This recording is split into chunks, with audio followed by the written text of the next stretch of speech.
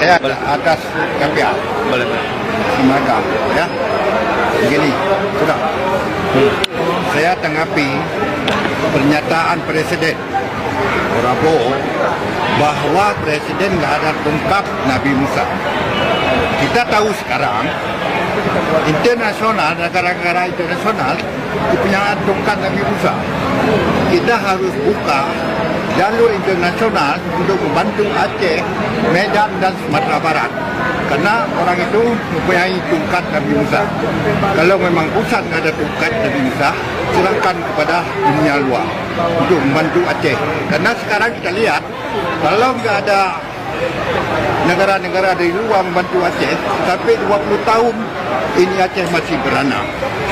Dan lumpur-lumpur, kayu-kayu yang datang ke Aceh, ini ulah manusia.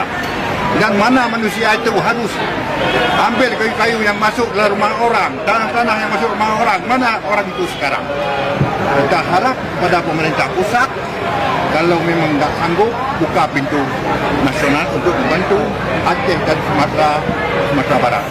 Itu saja. Tapi Wali, misalkan bantuan dari asing gimana menurut Wali? Karena pemerintah Ya, saya banyak dihubungi oleh dutaan asing.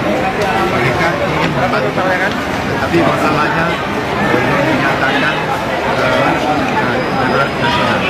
Darurat nasional mereka akan Wali kecewa atau ya kecewa. Kecewa banyak kecewa saya. Terima kasih Wali.